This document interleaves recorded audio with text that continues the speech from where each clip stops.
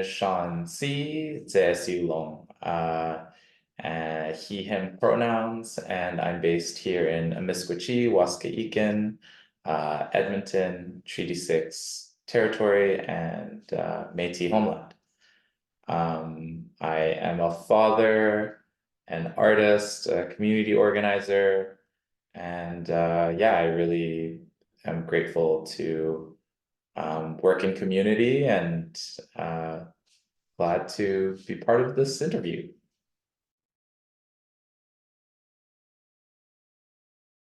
Before the pandemic, I just thought of Asian Heritage Month as something that was very celebratory and festival oriented. And you know, obviously being Asian, I was very happy to see that we had a month to share our and celebrate many different Asian accomplishments here in Canada. I got more involved in national kind of organizing around Asian Heritage Month, and so I'm part of this group called CanAsian Arts Network, and being deeper into this kind of space, it's allowed me to see Asian Heritage Month a little more critically than before, where it was just I was kind of participating in some of more of the front-facing festivals, and now I'm more connected to some of the actual festival organizing, but also some of the direction when it comes to, you know, what does it mean to center Asianness in Canada, and how are we you know, rooting this work in social justice, because that for sure was, I think, one of the really important parts to how Asian Heritage Month came to be, you know, really celebrating, but also sharing in Canada that we have a history of, you know, systemic oppression, and how the community like really needs to fight for representation and fight for you know, just having a voice here.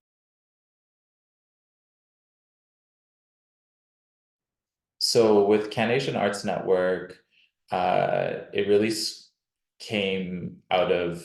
trying to create more visibility and connection for Asian Canadian identifying artists across Canada. And so, you know, there's through multiple engagements, like we know, especially in like more rural areas in Canada, that there's a lot of isolation, there's a lot of like lack of resources and a lack of support when it comes to pursuing arts. And so, you know, this platform was a way to, you know, break down some of the barriers and some of the challenges and gaps, and really service those that, you know, had a passion for pursuing artistic practice. And you know, I think for a lot of us that are in the arts, we know that it's such an important part of not just you know, creating something that's beautiful and creating things that you know, that entertain us, but also can get really deep into truth telling and storytelling, and talking about some of the really important social justice issues that I think affect us all. Now being able to connect with so many folks nationally, you really get an eye opener. And when we talk about something like systemic oppression, you really get an eye opener of how fractured we are, not just in the Asian community, but, you know, all sectors, all different types of backgrounds. And so how can we kind of come together and share notes and you know, support each other when we know that, you know, there's still so much work to be done systemically and also just personally and internally in your community.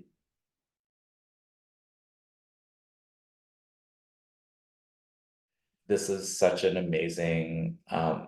there's so much happening in terms of being able to work deeply with community, and it truly has nurtured me so much to understand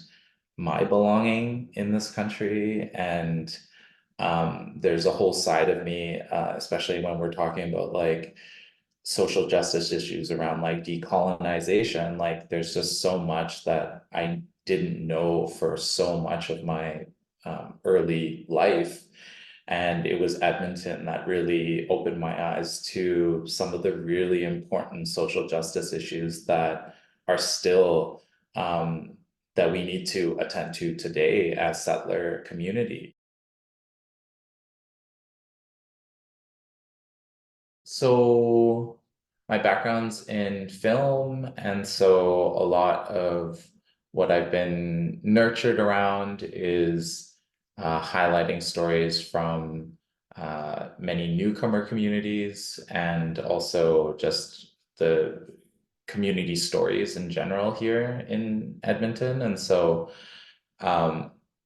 that's probably the most direct way where art and community stories really intersect for me.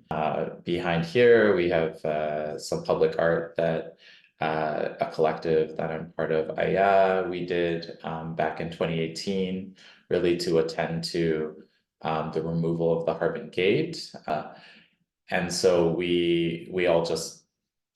really wanted to talk about what was happening in community and really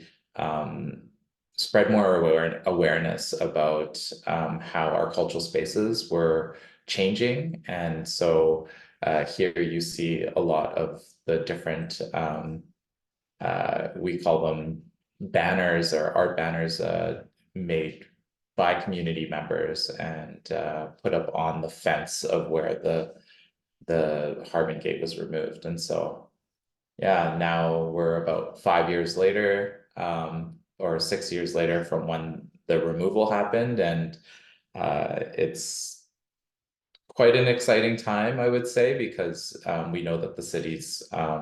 working on bringing or installing a new Harbin Gate.